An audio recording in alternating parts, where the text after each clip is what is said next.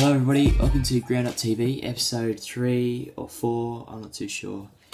Today I'm going to answer a viewer question, one of my biggest fans I know because he constantly writes to me, constantly asking me things, just telling me how good of a job I'm doing. Like, you know, I've never met this guy in person. I'm a little bit worried actually, to be honest, if I ever do meet him. Could be one of those sort of John Lennon situations, and to be honest, I've got more to give than that. So the question comes from a guy called Tim Rand. If you know him, Jesus.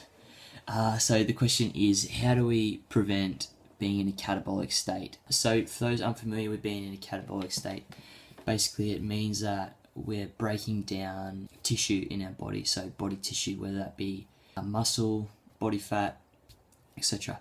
So basically, Tim's asked this question because I know he's into weightlifting, powerlifting. So obviously he's trying to build muscle and not lose any. So it's a pretty big deal, and anybody that wants to be building muscle needs to kind of be in an anabolic state, so the opposite of being in a catabolic state. So being in an anabolic state, besides being really hard to say, means to be regenerative. So it's just the opposite of catabolic. So being degenerative as catabolic, being regenerative as an anabolic. Basically, to be in an anabolic state, your body just basically needs food.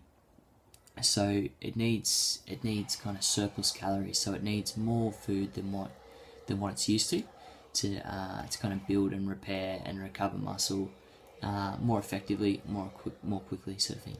To kind of put this into practice, what you need to know is your baseline calories. So in Tim's case, you know, he's probably eating about 5,000 calories a day, and he'd know that whether his body weight goes up or down, eating the same sort of food every day. So if his body weight's staying stable, eating that much a day, then that's his baseline. He's basically essentially putting out what he's putting in, so expending in energy what he's putting in his body through food. So now he knows that he needs obviously more food, more nutrients to kind of bring his weight up, or kind of increase the likelihood of recovering from the stress that you put your muscles under during a workout.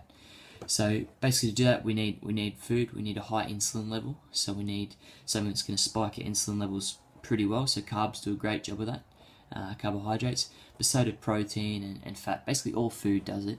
Carbs typically do a really good job of it. So basically, just by eating more food than what you used to, get out of this catabolic state that everyone fears so much, and kind of really make the most of being anabolic and rebuilding your muscles. Also, some supplemental strategies as well. I mean, branched chain amino acids. So amino acids do a great job in just kind of prolonging the catabolic effect. So I take amino acids as soon as I've finished working out, not during, because they kind of prevent muscle breakdown. So if you're trying to build muscle, you don't want to be taking in something that's going to prevent you kind of breaking your muscles down to get stronger and grow back stronger later. So I take my aminos straight after I've worked out, which gives me that high insulin spike and just kind of protects my muscles from breaking down until I can get in that food. So guys, hope that's helped. Tim, hopefully that gets you off my back for a while. Take it easy, guys. See you next week.